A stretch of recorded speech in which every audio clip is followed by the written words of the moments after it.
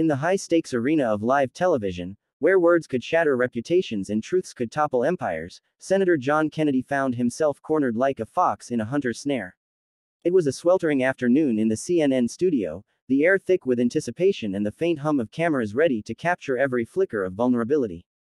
Joy Behar, the fiery co-host of The View, had been invited as a guest commentator, her red hair blazing under the lights like a warning signal.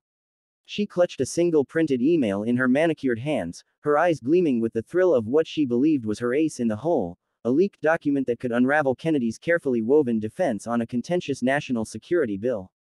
But as the segment ignited, what unfolded wasn't just a debate, it was a raw, heart-wrenching clash of wills that would leave millions questioning the very soul of truth in American politics.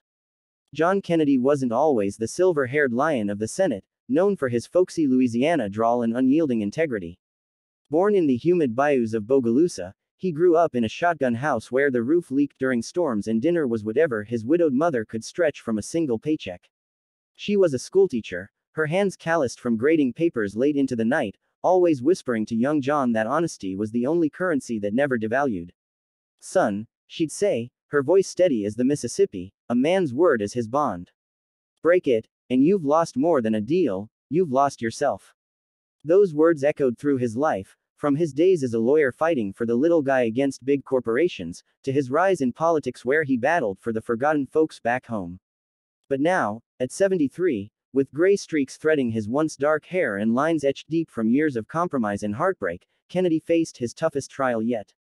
The leaked email, purportedly from his office, suggested he'd traded favors for votes on a bill that protected whistleblowers but also shielded powerful interests. If it stuck, it could end his career, betray the trust of his constituents, and worse, dishonor his mother's memory. Across the split screen, Joy Behar sat poised in her New York studio, her purple blazer a shield of confidence. Joy had clawed her way up from a working-class family in Brooklyn, where her father drove a truck and her mother sewed dresses to make ends meet. She'd always been the outspoken one, the girl who challenged teachers and bosses alike, turning her sharp wit into a weapon on national TV. But beneath the bravado lay a deep-seated fear, of being silenced, of watching the world she loved erode under lies and corruption. That's why she relished these moments. Exposing hypocrisy felt like justice, a way to honor the struggles of her own youth. When the producer slipped her the email that morning, anonymous source be damned, she saw it as her duty. This is it, she thought, heart pounding with a mix of righteous anger and the adrenaline of the hunt. Little did she know, the trap she'd set would ensnare her own assumptions, forcing her to confront the fragility of truth in a world quick to judge. The host, a neutral anchor with a practiced smile, kicked off the segment. "Senator Kennedy, Joy has a question, and evidence, that cuts to the heart of this bill."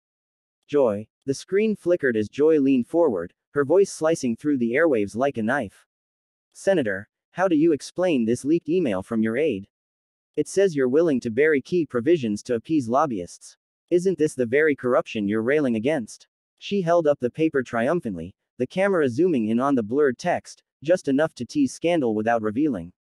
All. The audience at home, millions tuning in from living rooms across the country, held their breath.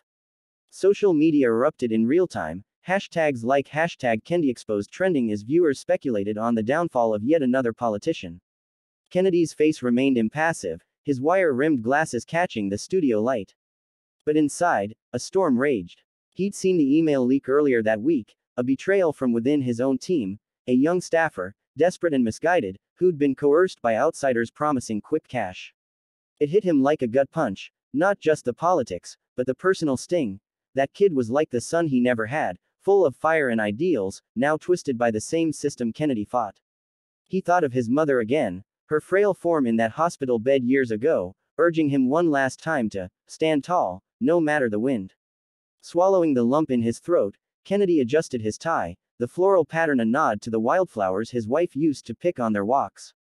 "Joy," he began, his voice steady but laced with the gravel of emotion, "I appreciate you bringing this forward. Transparency's what this country's built on, and I ain't hidin' from nothin'."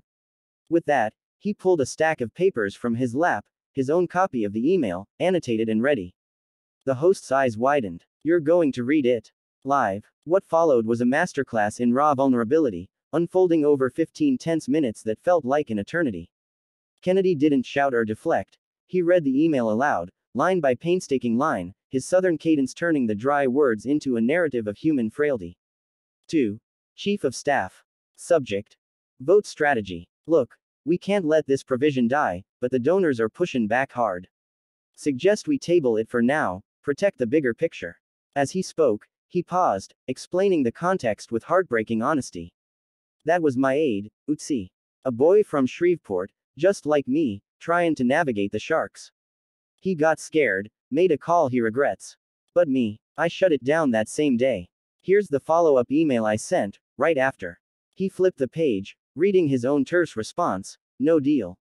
We stand for the people, not the pockets. End of story. Tears welled in his eyes, not from defeat, but from the weight of leadership, the loneliness of fighting for what's right when the world assumes the worst.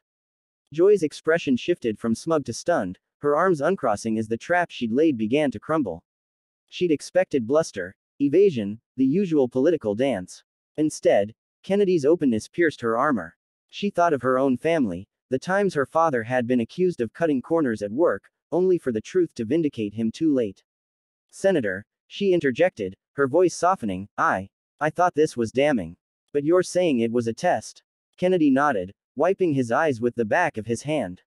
Life's full of tests, Joy.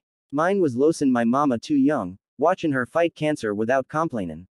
She taught me that traps only catch you if you run from the truth.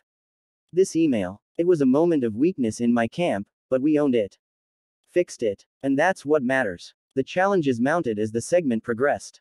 Callers flooded in, angry constituents doubting Kennedy's motives, media pundits chiming in with accusations of staging. Joy pressed harder, her emotional walls cracking as she shared a snippet of her own story. I grew up watching my dad get railroaded by bosses who lied. I do this because I hate seeing good people smeared. Kennedy listened, truly listened, his face a map of empathy. I hear you, ma'am. And I respect that fire. But smearin' without the full picture. That's how we lose our way. Together, they dissected the bill live, Kennedy.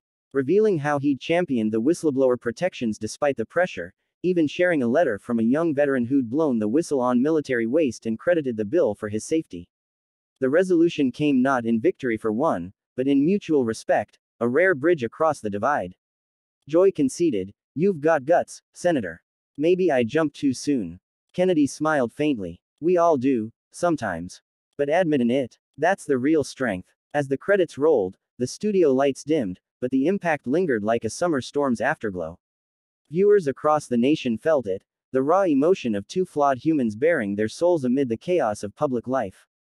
Kennedy walked off set heavier but unbroken, later calling his wayward aide to offer forgiveness and a second chance, echoing his mother's grace. Joy, back in her green room, stared at the email, a tear tracing her cheek, vowing to dig deeper before she struck next time.